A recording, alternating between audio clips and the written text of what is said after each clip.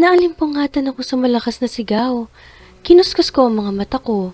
Ang dilim sa loob ng kwarto ko dahil langit lampshades lang ang bukas. Sino ka? Anong ginagawa mo dito sa kwarto ko? Manyak ka! Napabalikos ako nang makarinig ulit ang sigaw. At boses yun ni Chang. Nakarinig na rin ako ng mga kalabog at mga boses sa labas ng kwarto ko. Nanlaki ang mga mata ko. May nakapasok sa bahay namin. Si Chang. Dali-dali akong bumangon at kinuha ang 2x2 na nakasandal sa likod ng pinto. Lagi itong nandito in case of emergency at mukhang magagamit ko na to ngayon. Mahigpit kong hinawakan ng 2x2 at binuksan ang pinto ng kwarto ko. Madilim sa sala dahil pinatay ko ang ilaw kanina pero naaninag ko ang 2 tao na tumakbo papuntang kusina. Manyak ka! Manyak! Aray! Aray! Napasinghap ako. Chang! Tawag ko kay Chang at pumunta sa kwarto niyang bukas. Pero hindi pa man ako nakakapasok ay lumabas na ang isang lalaki na pinaghahampas ni Chang ng tsinelas. Ako naman ay agad na hinataw ito sa braso ng 2x2. Aray ng aray naman ng lalaki pero hindi ko ito tinitigilan ng hampas kahit nakaluhod na. Si Chang ay kumuha pa ng walis tambo at yun ang pinanghampas. Chang, gisingin niyo po ang mga kapitbahay at humingi kayo ng tulong. Ako na po ang bahala dito. Utos ko kay Chang. Sigurado ka? Kaya mo na tong manyak na to? Opo, kaya bilisan niyo na po bago pa makabawi to at makatakas. Sabi ko at tiningnan ng lalaking nakahandusay na at namimilipit sa sakit. O sige, mabilis lang ako. Ani Chang at lumabas ng pinto. Pero binuksan niya muna ang ilaw. Bumaha ang liwanag sa buong sala. Hindi ko hinihiwalayan ang tingin ng lalaki na nakahandusay pa rin. Kapag akmang tatayo siya ay huli ko siyang hahatawin ng palo. Mahirap na. Lalaki siya at malakas. Pamilyar ang itsura sa akin ng lalaki. Nakikita ko siya minsan nakatambay sa labas.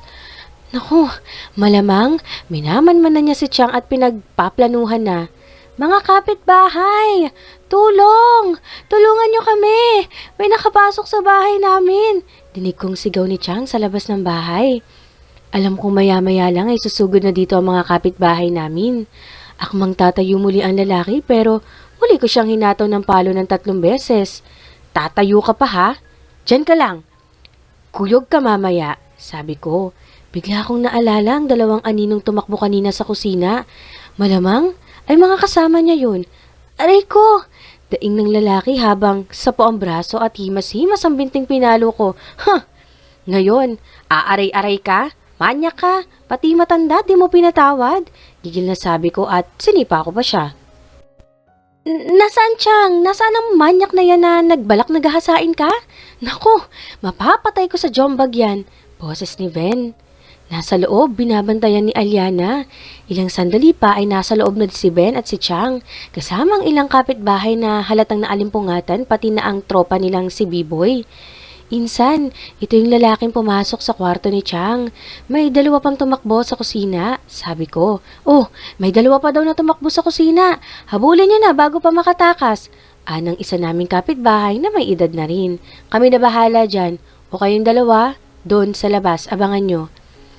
Kami na dito sa may kusina, ani B-Boy at naghati na sila sa 2 grupo. Si Ben naman ay nilapitan ng lalaki at hinawakan sa kwelyo ng damit at binangon. Mas malaki si Ben sa lalaki at halos kilos babae ay mas malakas pa siya sa ibang lalaki. Walang hiya kang manyakis ka? Pati ba naman si Chang? Pinag-interesan mo? Wala na talaga kayong pinipili ng mga manyak kayo. Gigil na sabi ni Ben. Hindi nagkakamali. Naputo lang sasabihin sana ng lalaki ng sikmuraan siya ni Ben. Napaluhod siya sa sahig, sa poong sikmura. Pero sinabunutan siya agad ni Ben. Dedenay ka pa ha? Huling-huli ka na. Aray! Aray, tama na! Daing ng lalaki na ngayon ay inarmlock na ni Ben. Ako naman at si Chang ay hinarap ang mga barangay tanod na dumating. Tinawagan na pala sila ng isang kapitbahay namin. Maya-maya pa ay dumating na rin ang tropa nila B-Boy. Hawak-hawak ang 2 lalaki na puro pa sana malamang ay kinuyog nila.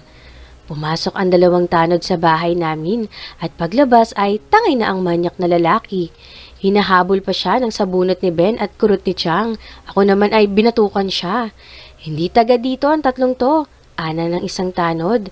Mga taga kabilang barangay ang mga yan. Itong dalawa, kilalang matinik na magnanakaw.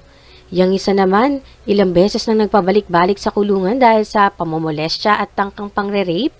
Sabi ng isa pang tanog na ikinasinghap naming lahat. At dito pa kayo, maghahasik ng lagim ha? Maling barangay ang pinasok nyo. Ani Ben na gigil pa rin at muling sinabunutan ng lalaki. Inawat naman siya ng tanod. Ang ibang tanod naman ay kinapkapan sila. Nakuha sa dalawa ang isang lianerang leche flan, mga prutas at mga barya. Pero mas malaki ang nakuha ng lalaking manyak, ang mamahaling relo ni Chang at ang pambayad sa amilyar. Agad naman itong sinoli kay Chang ng tanod. Nakuha din ang alambre na ginamit daw sa pagsungkit ng lock ng pinto. Dinala na sa barangay ang tatlong lalaki kasama na rin kaming tatlo at doon ay nagbigay kami ng salaysay sa kapitan. Gusto ni Chang na ipakulong ang mga ito, lalo na ang lalaking pumasok sa kwarto niya at nanghipo para madala. Ganon din ang gusto namin ni Ben. Aba, hindi namin mapapatawad ang ginawa nila, lalo na ang lalaking manya kay Chang. Paano kung hindi nakasigaw at nakapanlaban si Chang? Eh di kawawa si Chang. Paano na lang kung pati ako pinasok din sa kwarto? Paano kung may dala silang mga patalim at ipinilig-pilig ko ang ulo. Ayokong isipin at kinikilabutan ako. Salamat na lang talaga at ganun lang ang nangyari, pero hindi pwedeng palampasin. Napagdesisyonan ng kapitan na isurrender na ang mga ito sa pulis at doon ay magsasampa na kami ng kaso. Tumawag ang kapitan sa istasyon ng pulisya at wala pang 10 minuto ay dumating na ang dalawang pulis mobil. Nakilala ko pa ang dalawa na nakasama noon sa checkpoint at raid ni Lloyd. Oo nga pala, ko si Lloyd, tawagan ko kaya siya. Dinukot ko ang cellphone sa bulsa ng pajama ko, pero agad din akong natigilan at napakagatlabi habang nakatitig sa screen ng cellphone. Nagdalawang isip akong tawagan siya. 12:00, ingredya na ng madaling araw at siguradong nasa kasarapan na siya ng tulog. 12 hours ang duty niya kanina tapos dumiretso ba dito sa bahay. Malamang, pagod na pagod siya, nakakaya namang istorbohin. Ibinalik ko na lang ang cellphone sa bulsa. Okay naman na kami at nandito na ang mga pulis. Sasabihin ko na lang sa kanya bukas ang nangyari. In-interview kami ng dalawang pulis ukol sa buong pangyayari. Kinumpirma nga din nila na pabalik-balik ang tatlong lalaki sa istasyon nila sa kapareho ding reklamo. Kaya isinakay na nila ang tatlong lalaki sa mobile truck para dalhin sa presinto. Kami naman ay pinasunod para magbigay ng salaysay doon at makapagsampa na rin ng kaso. Bakit hindi mo man lang ako tinawagan? Di sana nakapag-responde agad ako. Inis na sabi ni Lloyd habang nasa gitna na kami ng biyahe papuntang school. Pumasok pa rin ako kahit kulang sa tulog. Si Ben na lang ang sasama kay Chang sa presinto. 12:30 na kasi yun. Siguradong mahimbing ang tulog mo at pagod ka. Nakakaya namang istorbohin ka. Nakangusong sabi ko. Pagdating kasi kanina sa bahay para sunduin ako ay kinuwento na ni Chang ang nangyari kagabi. Kaya hayan ine-interrogate niya ako. Kahit na, tinawagan mo pa rin dapat ako. Magigising naman ako noon. Salubong ang kilay at inis pa rin na sabi niya. Lalo namang nang haba ang uso ko pero okay naman na kami.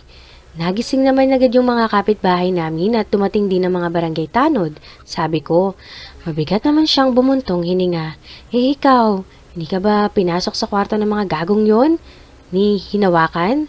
Sabi mo lang at pagdating ko sa istasyon, pagbababalian ko sila ng buto. Nanggagalit ang panga at naglalabasan ng ugat niya sa kamay sa higpit ng hawak na sa manibela. Bakas ang galit sa kanyang muka at aura. Napalunok naman ako. Hindi. Wala silang ginawa sa akin. Si Chang lang ang pinasok ng lalaki sa kwarto at hinupuan. Nagising na lang ako sa sigaw ni Chang. Lumabas ako sa kwarto tapos nakita ko na lang yung dalawang lalaki na tumakbo sa kusina. Tapos lumabas yung lalaki sa kwarto ni Chang. Doon ko na siya pinagpapapalo ng 2x2. Pagkukwento ko sa pangyayari, huli na siya bumuntong hininga pero magaan na. Ay nako, mabuti na lang at hindi ikaw ang pinasok ng kwarto dahil kapag nagkataong ikaw, baka mapatay ko yun sa kulungan. Napakagatlabi ako sa sinabi niya at sinulyapan siya. Nagtama ang paningin namin. Parang may mainit na kamay ang humaplos sa puso ko. Ramdam ko ang pag-aalala niya sa akin, sa amin ni Chang. Mamaya, haharapin ko ang mga gagong yun. Sabi niya, di na lang ako nagsalita dahil halatang bad mood na siya. Pero gumaan naman ang pakiramdam ko, tila biglang naglaho ang mga alalahanin ko tungkol sa pangyayari kagabi. Pakiramdam ko, safe ako dahil nandito na siya. Lagot talaga ang tatlong yun sa kanya. Sa laking tao niya, siguradong tagi-isang jombag lang sa kanila, tulog silang lahat. Umiigting ang panga at kuyumang kamao kong bumaba ng sasakyan. Hindi na ako makapaghintay na makita ang tatlong lalaki na yun at basagin ang mga muka. Labis ang pagkabahala na naramdaman ko kanina nang sabihin ni Chang ang nangyari kagabi sa bahay nila. Kung ano-ano din ang senaryong naiisip ko. Alyana agad ang naisip ko. Sobra akong nag-aalala sa kanya. Lalo na at duda ako na si Chang talaga ang pakay ng lalaking yun. Malakas ang kutob ko na si Alyana talaga at nagkamali lang na pinasok na kwarto. Oras na. Makumpirma ko ang hinala ko. May kalalagyan talaga sila sa akin. Morning, Sir Lloyd. Pati sa akin ng kasamahan kong pulis na nakatalaga sa front desk. Tinanguan ko lang siya, dire-diretso nang pumasok sa loob. Nasaan na yung tatlong nahuli kagabi na nanloob sa isang bahay sa barangay? Tanong ko sa kasamahan kong si David nang tumapat ako sa mesa niya. Tumayo naman siya. Nasa selda na pare, sagot niya. Walang sali-salitang umalis ako sa harap ng desk niya at tinungo ang selda. Ramdam ko ang mga mata ng mga kasamahan kong nakasunod sa akin. Nako! Yari talaga yung tatlo. Mata lang nila ang walang latay. Nagkamali sila ng bahay na pinasok. Sundan nyo na yon si Bilyar at huwag ibigay ang susi ng selda kapag hiningi. Nako, baka tuluyan nyo yung tatlo. Dinig ko mga komento ng mga kasamahan ko at naramdaman kong may mga sumunod sa akin. Nang makarating na ako sa selda ay inisa-isa ko ng tingin ng mga naroon. Hindi sila makatingin sa akin ng diretso at halatang nangingilig. Iba-iba ang kaso nila. May robbery, kidnapping, carnapping, attempted murder, attempted rape at kung ano-ano pa. Tumako ang mata ko sa isang selda kung saan may tatlong bagong muka. Puro pa sa mga mukha ng mga ito at halatang nakuyog. Pero mas grabe ang isa dahil halos pumikit na ang isang mata. Yang tatlong yan pare, untag sa akin ni David. Napatiim ang bagang bigla ako at malalim ang pagkakatingin ko sa kanilang lahat. Yung dalawa, pagnanakaw lang daw talaga ang motibo ayon sa kanilang salaysay. Hindi sila kasali sa pangmomolestya na sa matanda, yung isa lang. Pero ayon din sa salaysay ng dalawa, hindi naman daw talaga matanda ang punteriya ng kasama nila kundi si Miss Alyana. Parang nagpantigan-tenga ko sa sinabi ni David, nagliliyab ang dibdib ko sa galit. Tama nga ang hinala ko. Si Alyana talaga ang pakay. Mahigpit kong kinuyom ang kamao. Sino sa kanila? Nagtatagis ang bagang na tanong ko habang isa-isang tinitingnan ang tatlong bagong salta na hindi makatingin sa akin ng diretsyo at napapalunok pa. Pero nagtagal ang paningin ko sa lalaking halos pikit na ang isang mata. Gardo, magiba, lumapit ka dito. Tawag ni David sa isang lalaki sa loob ng selda. Nag-angat naman ang tingin ng lalaking halos pikit na ang isang mata. Bakit po, sir? Nauutal at nanginginig ang boses sa tanong niya. Lumapit ka, bilisan mo. Managsik na utos si David. Mas humigpit ang pagkuyong ko sa kamao ko.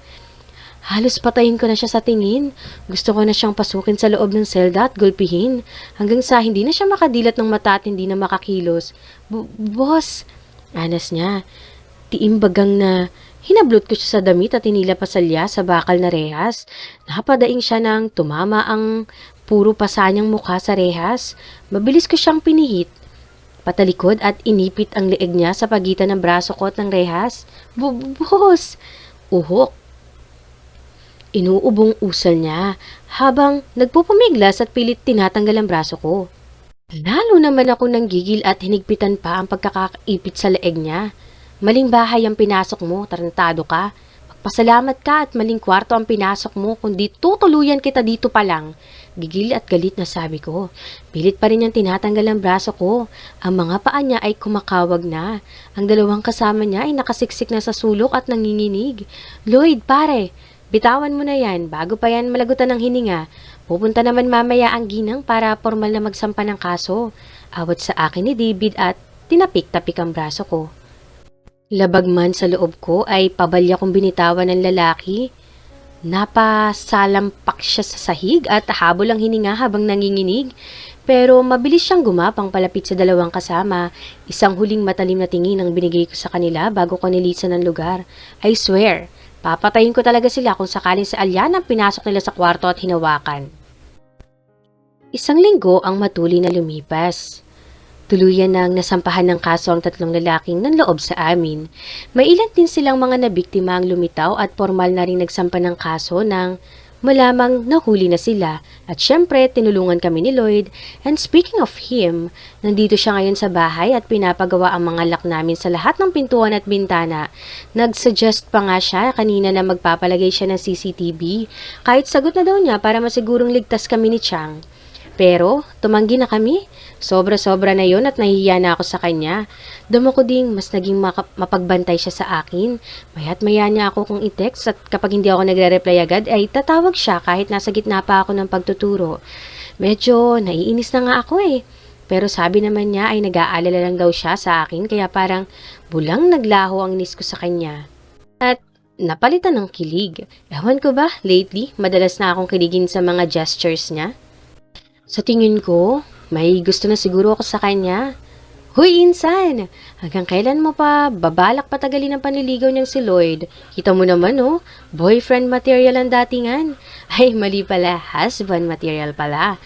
Untag ni Ben habang nakatingin kami kay Lorenzo na abala sa ginagawa sa lock ng pintuan. Si Chang ay nagluluto na ng pangananghalian. Sabado ngayon at wala akong pasok. Dapat nga ay pupunta ako ngayon sa bahay nila. Nila Pen, pero bukas na lang dahil nga ginagawa ang lock namin. Nakakahiya namang iwan si Lloyd. Bakit husband material agad? Nanliligaw pa lang siya, no? Nakungusong sabi ko kay Ben habang hindi rin inihiwalayan ang tingin si Lloyd. Nakakaakit kasi ang naglalakihan niyang muscles sa braso sa tuwing gagalaw siya. Sarap pisilin. Ay, ano ba itong naiisip ko? Ang alay.